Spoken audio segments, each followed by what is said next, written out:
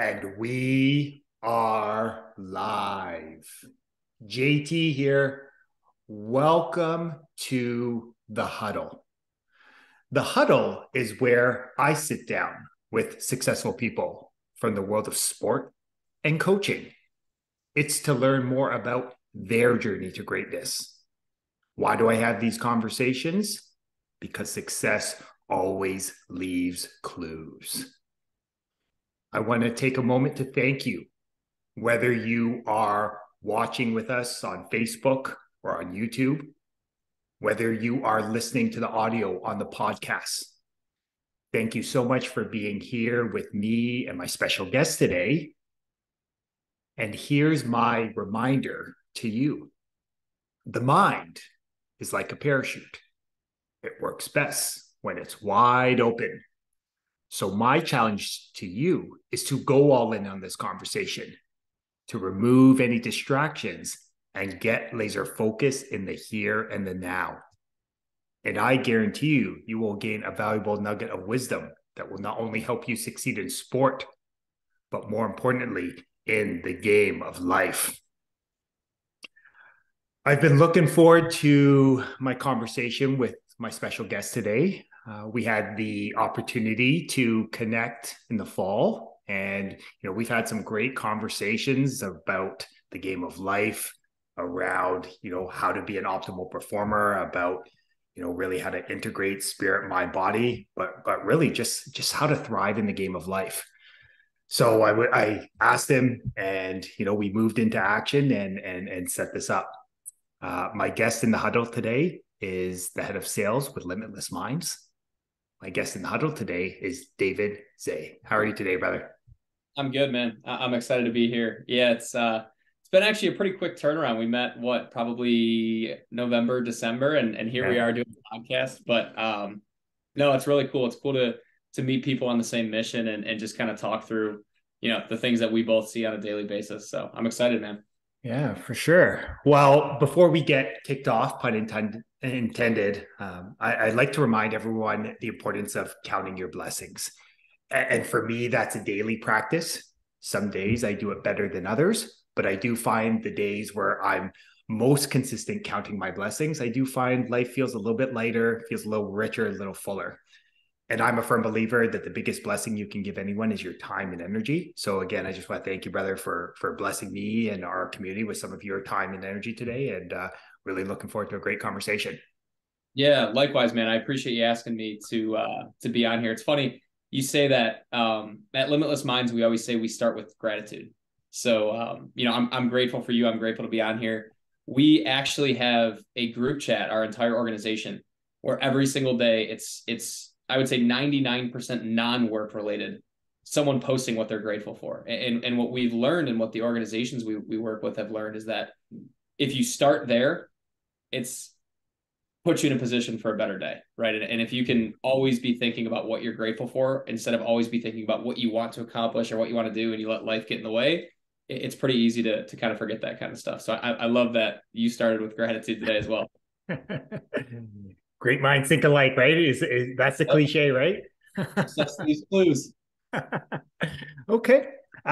So as we get kicked off here, I had a coworker that helped me to understand that life is a game and games are supposed to be fun. And one of the things that I've come to appreciate is that we all are unique, we're all different, we all have these things that really make us shining lights in this world. So I'm curious, what's an interesting fact, some may call it a quirk, that maybe a lot of people don't know about you, but you'd be open to sharing with our community today? Oh gosh. On the spot. I feel like I'm in at a work lunch and learn or something where we kind of go around the room. Yeah, I mean the obvious is sports. I would say when I actually hung up the cleats, yeah, I had a massive void to fill. And I have been lucky enough to come to the game of golf to get out a lot of my frustrations and a lot of my competitive edge. But avid golfer. I spend a lot of my weekends in the summer playing golf with good friends, and my wife's starting to pick back up the game. So Okay. that's how I fill out my competitive itch in the post football world. Okay. Well, I love that, right? And it sounds like, again, golf has sort of become a way for you to channel and focus that drive, right, into, that desire to get better. And I mean, that high quality athlete mindset. So I'm curious, is there a particular thing about golf that really hooked you, that really got you sort of like immersed in the game? Yeah, good question, man. It's so hard. It's so hard. I played quarterback in high school and was lucky enough to earn a scholarship and got to start as a true freshman and all that stuff. And it just was always easier. Golf Yeah. is so challenging. It's the simplest game and the hardest game at the same time. You Mhm. hit 15 bad shots in a row, but you hit one and you're like, dang, that was so easy. Like it just felt Yeah. perfect. Right? And so like, I think, I don't know. If you're always trying to get a little bit better, you always are getting better. And I think Mhm. that golf is a perfect analogy for like, you are never going to be perfect, right? You even Mhm. watch the guys playing on tour and they hit some bad shots too. Now that granted they're a lot fewer and far between than mine, but they're still chasing that too. So I think it's a pretty good analogy for life in general.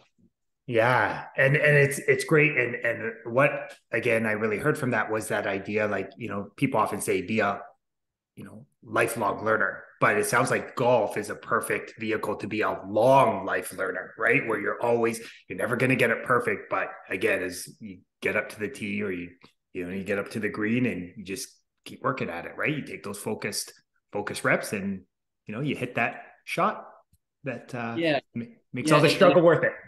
yeah, no, you're so right. And I think like if you start to play off like the analogies of it, there's a lot of analogies that kind of pull into the corporate world too, where your barometer for success in golf is ever changing, Mhm. right? From a handicap system, when you start, you're going to be pretty bad, right? And then all of a sudden, breaking 100 seems like a great score, and then breaking 90 seems like a great score, and breaking 80 seems like it, and so on, right? But along that path, there's other people who have started at different times, right? And if you start at, you're 30 and you just pick up a golf club for the first time, it's not very fair to assume that you're going to go compete with the person who's played for 25 years, Yeah. right? And I think I have a very special place in my heart for founders and entrepreneurs and people who have started businesses, and that's a very common thing that is talked about all the time in that community, the imposter syndrome, because you compare yourselves to people who have Mm. already gone through the grind, right? They're already on the other side of that, and it's like it seems so easy for them because they've already gone through the work, right? When in reality, you're not comparing yourselves to people who are on the same playing field. So Yeah. the more you look at the game, I think there's a lot more analogies and life lessons you can pull from it. So Yeah, no, and I love that. I love that ability to, just observe life, right? Whether it's, in your business, whether it's on the golf course, whether it's on the football field, whether it's in your relationships, right? Like everything is, there's always something to harvest from there, right? Like there's a teachable moment, there's a learning opportunity within there. Um, so I'm curious. Sport has obviously played an important role for you in your life, right? You were first a high quality athlete. You still are. Just it shifted from football to golf, and now you've sort of dedicated your life to being a leader with Limitless Minds. So I'm curious. What would you say has been the biggest life lesson you've taken from sport? Again, there are many there, but what would you find is that lesson that really resonates with you that you still find yourself applying to your life today? yeah, that's a really good question, JT. And I think it's probably not necessarily the answer you're expecting. For me, like I was always athletic, right? And I was always able to compete in whatever I was doing. But my high school was absolutely incredible at football. Four straight all-state quarterbacks, and back to back to back deep playoff experiences. And what happens is if you're the person in that situation, you don't necessarily get the same shine that you would if you went to another organization or another school. And so what I learned at that age was the delayed gratification of the hard work that you had to put in, right? And understanding that I'm going to spend 3 years worth of working out and training and learning and sitting on the bench, right? And not getting that experience on Friday night where, you run out and you're the starter and you're getting all of that gratification from everyone. And so like, I think there's a lot to pull from that, because we live in this fast food society now where everyone thinks because they worked hard for a day that all of a sudden, I deserve the raise, I deserve the promotion. And, I think there's a lot of good that comes from the technology that we have at our hands and everything right now. But I think it also is giving a lot of folks an unrealistic expectation of the amount of work that is required to actually have success, or their version of success, however they define success. Yeah, no, and I love that, right? And what I feel is a powerful reminder is that practice of patience, right? Like you said, like great things take time. And what it reminds me is, like you said, we live in a fast food culture. We live in a world that, tech is great, but also remember, we are seeing people's highlight reels. So sometimes it's easy to look at where someone's at and think, oh, I wish I could be them. But rarely do we see all the reps and sets, the focus ones that they've been putting in for days, weeks, often months, years to get there, right? So I think it's a powerful reminder that just understand that you don't always see the whole picture. Yeah, no, you're spot on. That leads me to a thought or a quote from one of the guys on our end. So Josh Lifrak is our director for mental performance. Mm-hmm. He's got an incredible story. He was at IMG Academy. He was the mental performance lead for the Chicago Cubs when they went from the lovable losers to the World Series champions. Pretty cool narrative change there.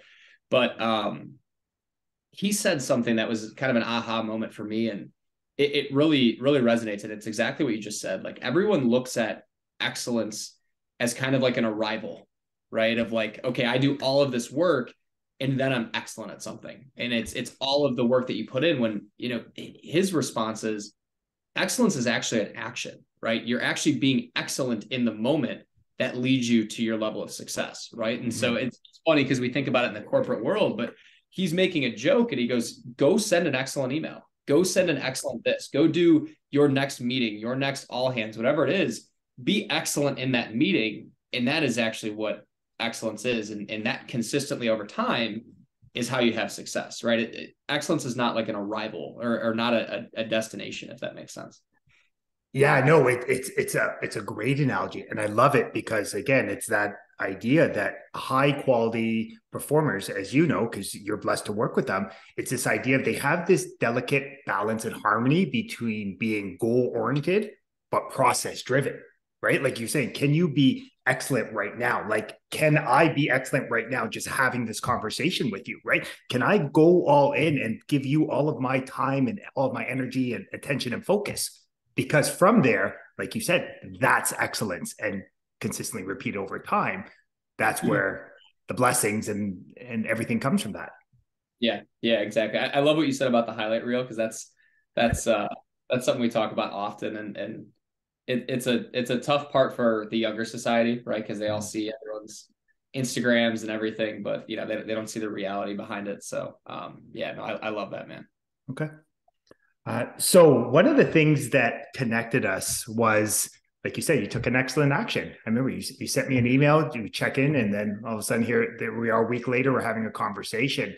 So I'm curious from your perspectives. I feel like, getting to know you, you have these qualities where, you would be successful in lots of different venues in your life.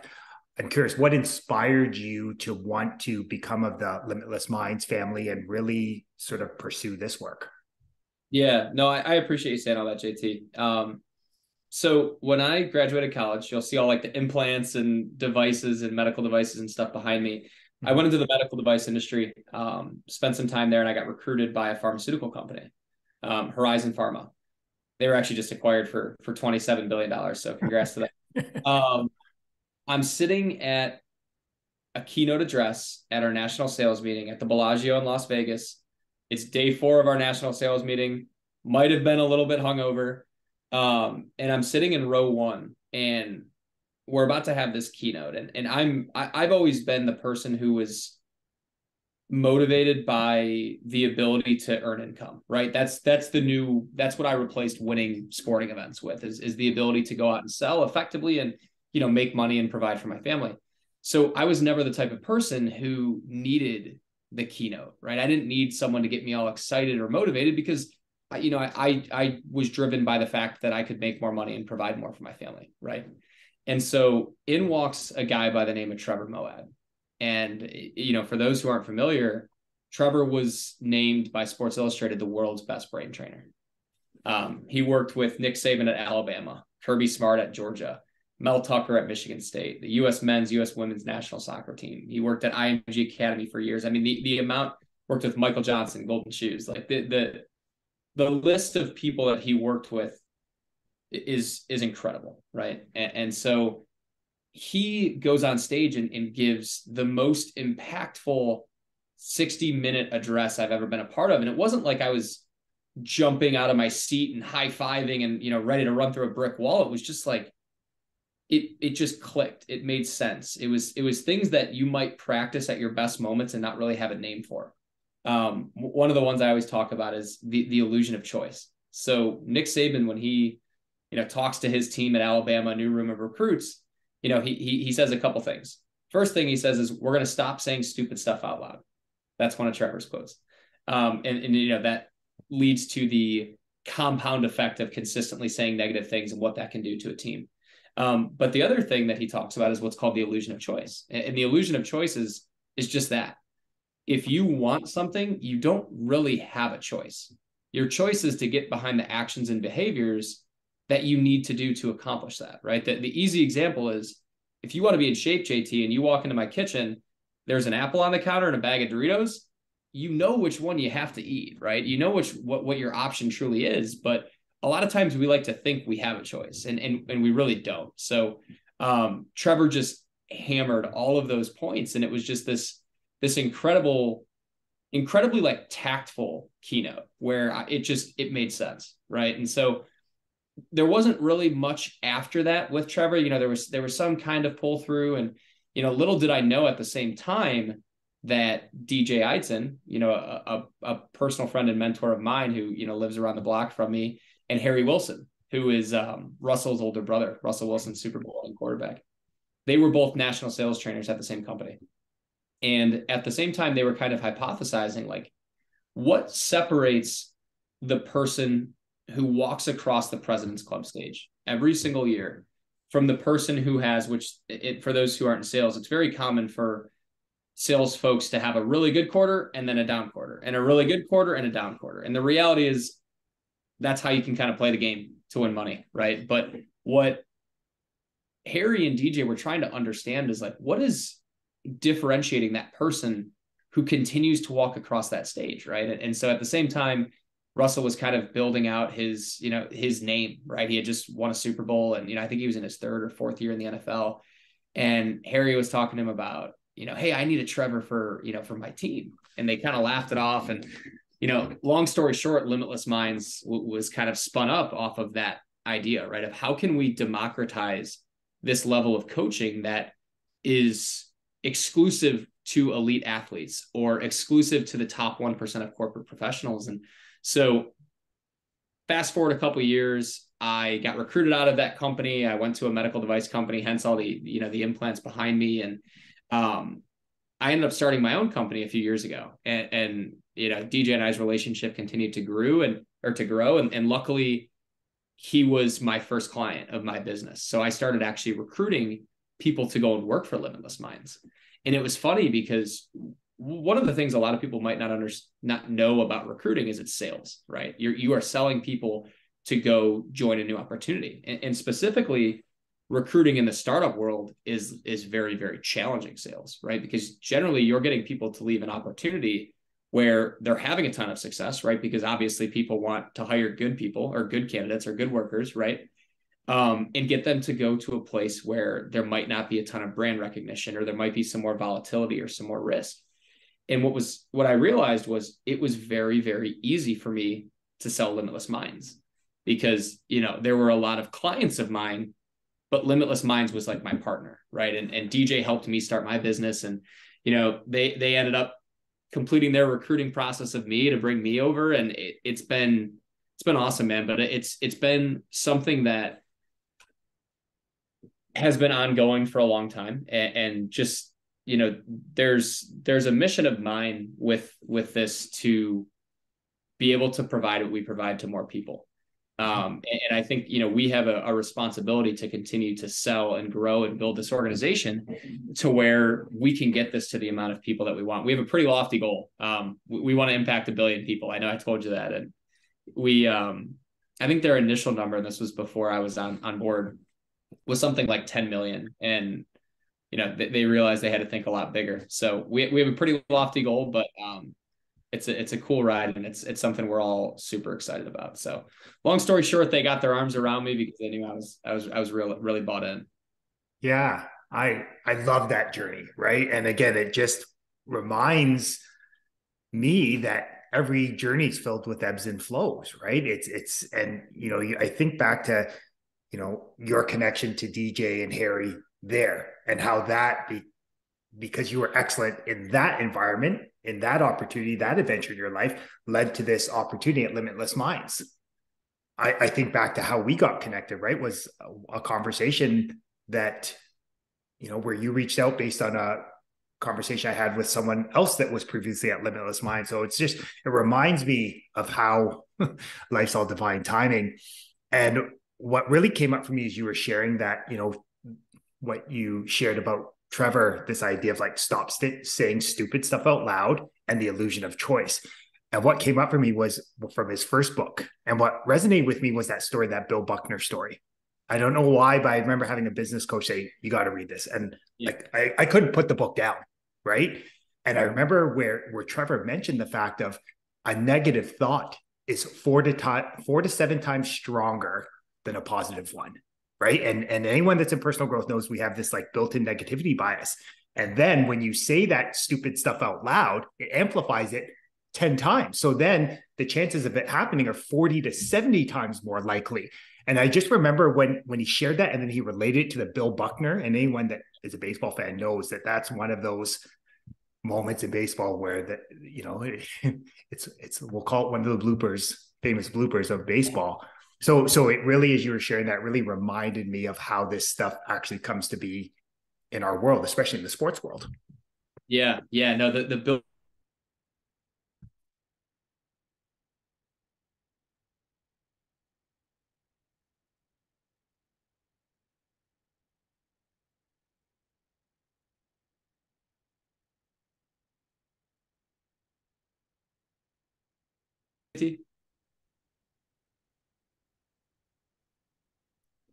Can you hear me? I can now. Yeah, I lost you there. I was going to say, I can tell from your face that you weren't hearing me.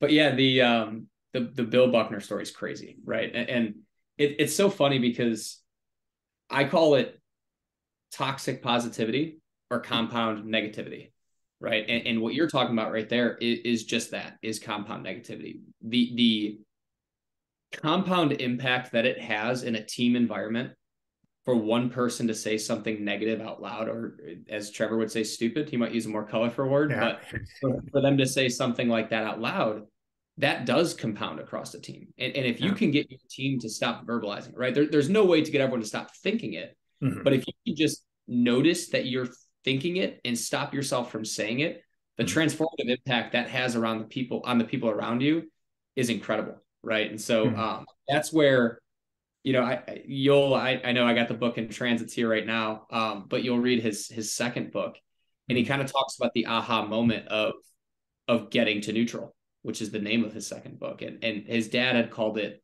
non-negativity. And, getting to neutral is just that moment of like, okay, have your emotions, but realize you're having your emotions, take a step back, take a pause, and then react, right? Then make your next best decision, right? And if you can get yourself to just separate what happened from the reaction and take that pause, you're setting yourself up for an entirely different level of success.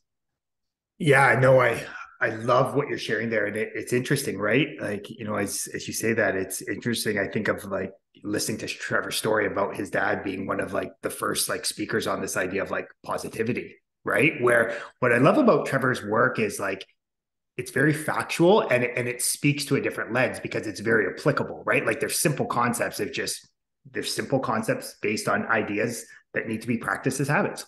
That's it. Well, that's one of his So, phrases, right? Do simple better. yeah. Right? That's one of Trevor's most famous quotes. So I'm curious on that. What do you think holds people back there? And before I preface it with this is, I remember I was going through a challenging time this week, the moment, sorry. And I remember just hearing a coach that I've worked with where she would often say like, allow the emotions to run to you and through you. Mm-hmm. And for me, I know like you being coming from a high quality athletic background, like I just need to move my body. I need to go out for a run. I need to process that. So I'm curious, like, what do you think holds people back from actually allowing them to, yeah, feelings, emotions, like they're neutral. It's the meaning we attach to it. So I'm curious on your perspective. What do you think holds people back from dealing with the emotions and feelings in a productive way? Yeah, well, I think it kind of comes to the negativity bias that you were talking about. But the thing that I love about what we talk about and what we teach is we're not, everything is rooted in fact, right? What happened has happened. Whether it was good, bad, or indifferent, it has already happened. But in specifically in sports, we've all had that feeling of like, gosh, just nothing's going my way right now, and the dark clouds circling over my head. And in reality, that's not the case, but that's the story you're telling yourself, right? Mm-hmm. And if you can get away from telling yourself that story, you'll put yourself in a much better position. So I shared this video with you last time, and it's truly powerful, and I would encourage everyone to check it out. But essentially, there's a story about a kid who was failing out of high school, and I will not do a justice of telling the story. Trevor does a much better job, but kid's failing out of high school, and he's not doing a great job, and he has to take the SAT, which is a big standardized test. It's scored out of 1,600 points, and long story short, kid goes, takes the test, and he comes home a couple weeks later. His mom gets the results. He gets 1480. And his mom immediately asks him, did you cheat? And he goes, well, I tried, but it was one of those Scantron things. It was tough. I couldn't see it. Long story short, he goes, Mom, I didn't cheat.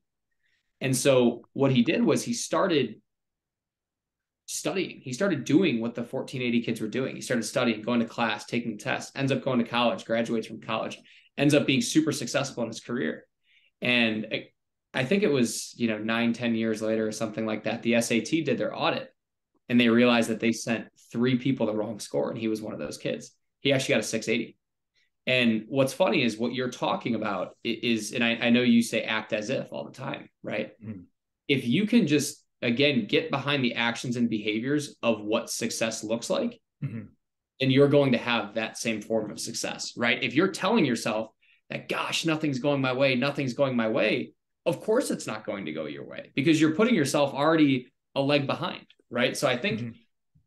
accepting what has happened. Mm-hmm. Again, let's not be toxically positive, right? Let's not just say, okay, everything's going to be perfect, everything's going to be great. No, just understand where you're at in the situation, and then get yourself behind the actions and behaviors that you need to get behind to mm-hmm. have success.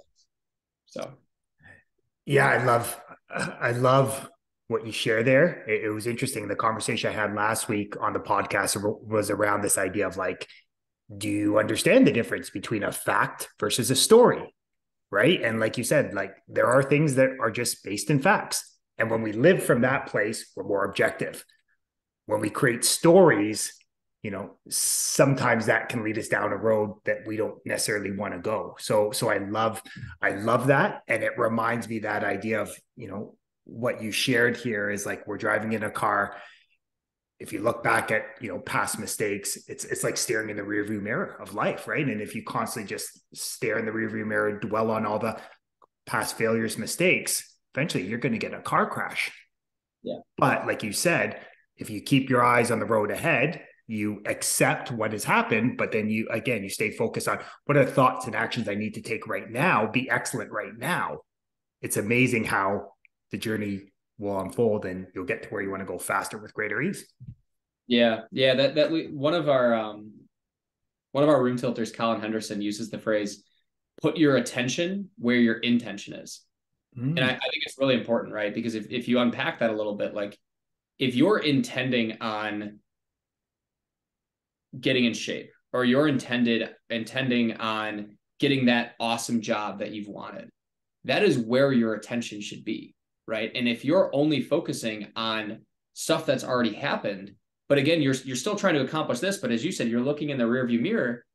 How do you expect to accomplish that when you're not even focusing on it? Mm. So I'm curious, like as the vision's grown, right? Like you said, it went from 10 million to where it's like, hey, no, we're gonna think bigger here, 1 billion people. What has that process been like for you and the Limitless Minds family to really really amplify and make this vision like like as cliche, that big, hairy, audacious goal? Yeah, it is a lofty goal, right? I mean, Yeah. there's no hiding that, but we all know that what we do works and that people need it, right? And that, it has a transformative impact and thus a compound impact. So, we chug along every single day and, talk to whoever we can talk to keep spreading the mission. We've been really, really lucky to work with some of the biggest and best companies in the world, to continue spreading our mission. But, it's a lofty goal and it's one that we're aware of. And, as we say, we're going to get behind the right actions and behaviors to get there. So, Yeah. Okay. Where has the focus, like as you help to grow this vision of getting it there? I know you mentioned before you came across this work when you were in pharmaceutical sales. Where's like the vision in order to reach 1 billion people? Like, do you have certain industries or areas of life that you really want to impact with this work? yeah, yeah, no, that's a really good question. So there's kind of a few different lenses to look at it from. And I think our our first journey is in the business world, because there's, it's the fastest way to impact the most amount of people. And also, it gives us continuous funding to continue to grow and impact more people. From an industry perspective, we spend a lot of time in the life sciences space, specifically pharmaceuticals and medical device. Just this past 2 weeks, we just ended up partnering with our eighth out of the top 12 pharmaceutical companies in the world. We spend a lot of time with sales organizations. They are high pressure, high performance individual contributors. They a lot of times have more tough days than good days. And, especially in the market that we're in right now, it requires that you have that sense of getting to neutral, right? Because Mm-hmm. just like in football, you have a bad play, or, I played quarterback, you throw an interception. Okay, it's over, move on. The same thing happens times 10 in the sales world, right? I mean, these folks have 15, 20, 30 sales calls a week. Some in pharma, sometimes it's 15 a day. And a successful week might be getting one more doctor to identify 3 more patients for your product, right? When those doctors are seeing hundreds and hundreds of patients. So, sales can be demoralizing, but it can also be super, super rewarding, right? And so I think for the folks who, have utilized our product and utilized our, who we are and our methodology, I think they realize that, okay, just because that didn't go my way doesn't mean that the next one's not going to go my way, right? Mm-hmm. In the exact opposite too. Just because I had a great sales call, or just because I threw a touchdown pass, Mm-hmm. does not mean that I'm going to go back out there and do it, right? I still need to prepare and be ready just as much as if the other had happened, Mm-hmm. right?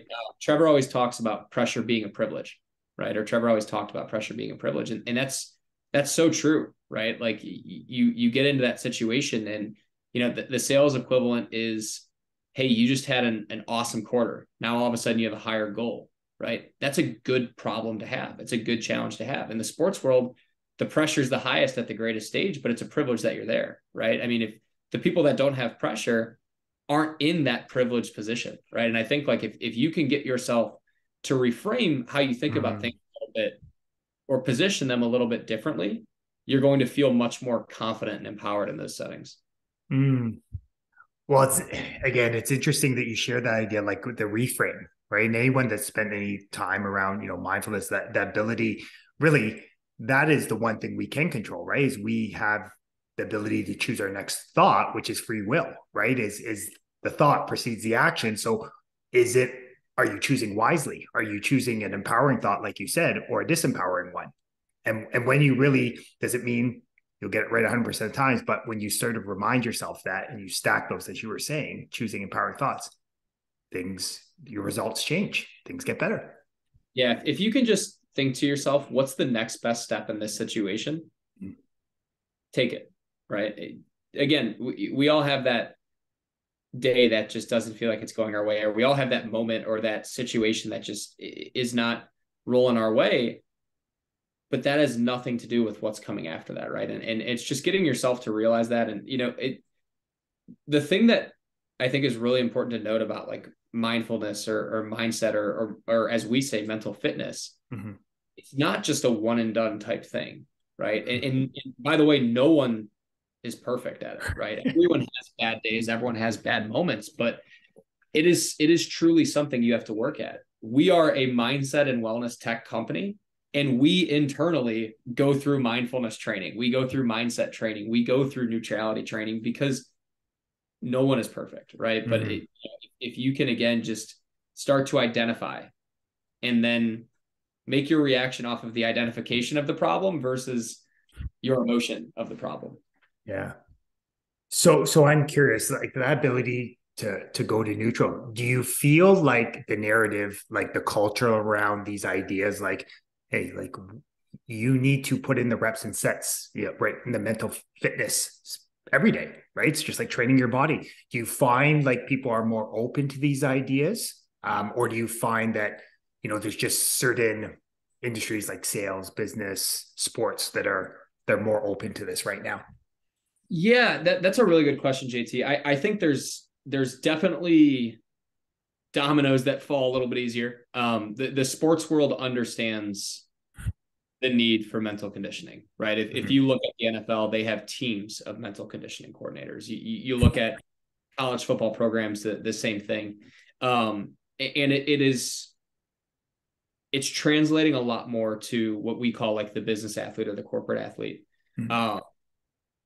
I think sales, there's a huge, draw for it, but there are still places and folks who don't necessarily, believe in it. But I think what's really cool, what we get to do selfishly, JT, is we get to see the people who didn't, the me's, right? The me sitting in the front row at the Bellagio, who's like, dude, I don't need this. I'm good. Like I'm going to go hit my number next quarter because I want to make a ton of money. And I walk out of that meeting and I'm like, wow, that was impactful. Right. And so, those are really, really cool when we get to experience that. Yeah. And that resonates with me. And why it does is I remember when my wife and I left teaching and education, went into the entrepreneurial world, we hired her a coach because she needed it. And I remember being on that call with her coach, and it was like she was getting sold by two people. And it was interesting that I felt like, oh, like I'll put in the reps and that's it. Like I'm ambitious, I'm driven, I'll get after it. And then it was as we dove into the work, and I quickly started to learn, like, oh my gosh, like this is like a cheat code in life. Like the ability to discipline what's going on here. It's like my life is shifting. It feels different. So it's interesting that you describing your experience the first time you heard these ideas. You're spot on. I saw something the other day, and it's not directly related, but I think there's a correlation to be made. It was like if all you see is something similar to negativity, if all you see is negativity, that's all you see, right? But or if all you think about is negativity, all you're going to see is negativity. Or the counterpart was this person was an entrepreneur, right? And they're like, if all you see is opportunity, or all you think about is opportunity, that is all you're going to end up manifesting, right? All of a sudden, you're going to see an opportunity around every single corner versus seeing negativity around every single corner. And I think like, it's kind of attention, intention, and all of that. Like you see what you think, right? Yeah. So I'm curious on this one, and this is a little with you mentioned opportunity. For the last week, every time I've gone out for a walk or run, I have found a dime on the floor, on the road. You're looking for it though, right? Yeah. So it's just interesting. Like you talk about opportunity. I'm like, wow, like where's my mind focused on right now? Yeah. Okay. So I'm curious. Again, you have this lofty goal where, what do you feel needs to happen? Like, I mean, obviously, you're having these rich and meaningful conversations. What's kind of the next thing that needs to happen to really take Limitless Minds like to the next level? That's a great question. I would say it's probably just we need to continue being consistent, right? We need to continue getting in front of the right organizations and partnering with the right organizations and getting in front of folks like yourself to keep, spreading the mission. And I think what is really cool is we know that this stuff works. And, there's a lot of sales opportunities out there where you're kind of just like selling something and it feels selfish, right? Because you're just trying to achieve your own goals and your own, financial freedom or whatever it may be. But we just know that this stuff works. So it's really exciting to partner with new companies and new organizations and get to experience their follow-up or their reaction to the first meeting or the first activation session, or after they go through the 12-month program and talk about the impacts it's had on their business. But not a great answer. We're a process-driven company, yeah. Right? Process is always how you get to the outcome that you want. So just keep pounding the rock, I guess. Okay. So the idea I had was, like you said, there's early adopters, right? In any team, any organization, any business, any group of people, you're going to have the early adopters, right? People like yourself and I that, okay, like I believe in this, I'm all in. Then you're going to get, the opposite end, the resistors that it doesn't matter what you say, their mind's closed.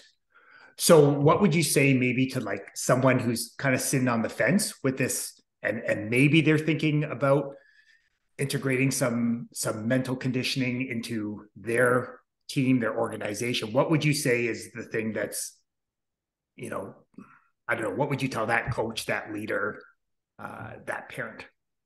Yeah, that's a really good question. So one of our room tilters is Travis Thomas. He's the mental conditioning coordinator for the men's national team, who's just over in Qatar with them. Really, really just amazing guy. And I watched a video of him once talking to some team or an organization, and he was asking them, anonymously, what is the internal voice in your head telling you right now, right? What are the challenges your internal voice is? I'm not good enough. I'm not going to land that job. I'm not going to hit that, sales quota, or, we're going to lose this game. This team's bigger, better, faster, stronger, whatever it is. And he actually asked the whole group to anonymously tell him what's one of the main things your internal clock or your internal voice is telling yourself, right? And they all were like the same 5 things. Right. And what's funny is, as you said earlier, and I love that you said it and you called it out, is the negativity bias. Like, people don't realize we're all in our own head all day long, right? I'm thinking right now, what am I going to say to JT next? You're thinking, okay, what is David going to say next? How am I going to respond? Right. Like it's funny. I heard once Trevor asked a group, who all talks to themselves all day long. And like 90% of the room raised their hands. And he starts laughing. He goes, so the 10 of you that didn't raise your hand are telling yourself in your head right now, I don't talk to myself. Right. Because we all do. And so I think that was like a really cool moment for a lot of the resistors, was like, well, he is right. I am telling myself that I'm not going to land that, or that's too tough, or that's too tall a mountain to climb. And, that's what John and Jessica are experiencing as well. And I think what's really cool about the community style or the team style is you get to be vulnerable with other people, right? And not a lot of times, especially in the business world or the professional world, does that happen, right? And so I think what I would tell that person, if they're in some form of like a leadership position, I would have them go through that exercise with their team or with their group or with their family, right? I mean, I think what spurred our conversation, JT, was me saying how impactful it would have been for me if I had this training or this mindset when I was younger and had the ability to, deal with change or adversity or challenge. But yeah, I think that would be a really cool exercise to kind of get a few of the light bulbs to pop off. Like, okay. And also, a great symptom of it is you feel closer as a team, right? Because you're all having the same thing, right? You're all experiencing that same, whether it's right, wrong, or indifferent, internal language to yourself. I love that story. One, because it prompted people to stop and think and actually like become aware of like what's going on here. And it reminded me on the power of a thought-provoking question, right? Like when you actually give someone a great question, yeah, whether they accept it, whether their mind's open to accepting it, whether the mind's closed to it, they have a choice, right? Or the illusion of choice, but then yeah, there you go. Right. It's then from there, then it allows for a deeper conversation, right? About what could be holding you back. Yeah. Yeah. And I think like we always talk about like a transformative impact, and that's where you see it, right? Like you can show something someone 100 times, but that doesn't mean they're going to do it. But if you can get that person to just have that light bulb moment, right? The moment that I had, the moment that you had, the moment that, all of the folks who've adopted this have had, it truly is crazy what it can do, for you personally, but not just in an athletic world, not just in a business world, but at home. Like I kid you not, last night I was priming a wall in my house. The primer can exploded, sent primer all over the place, and I was not neutral for about 3 to maybe 25 minutes. But you know what?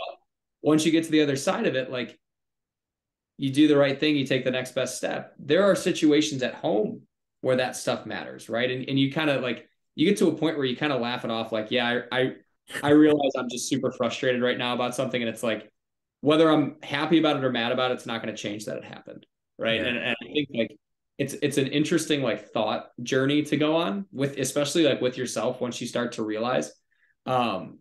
And another example for me is the stop saying stupid stuff out loud.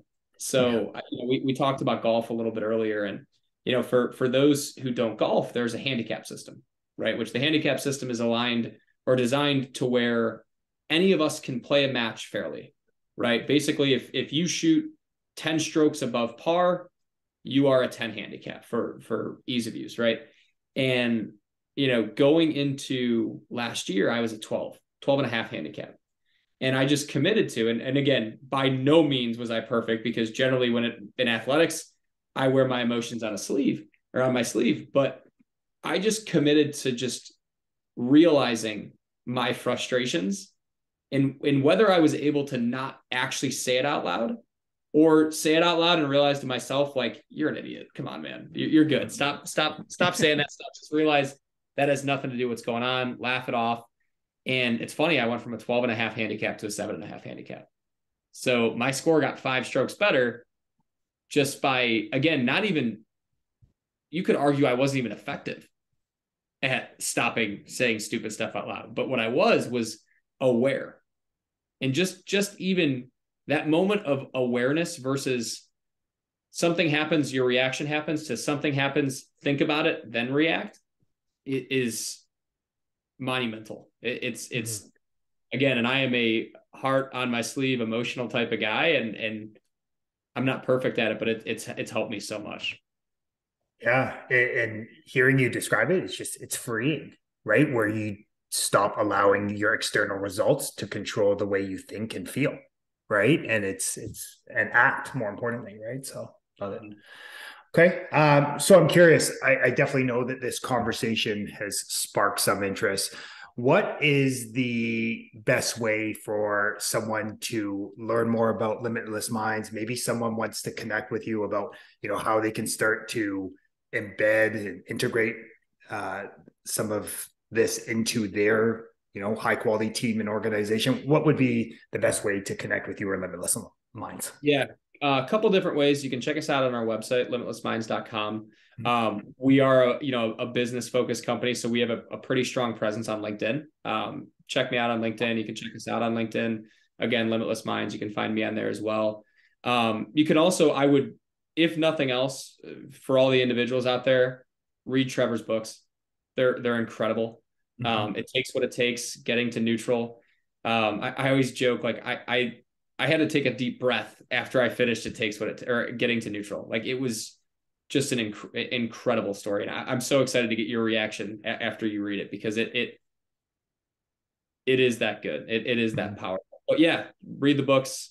Check us out on LinkedIn. Check us out on Instagram. Think big go far. Okay.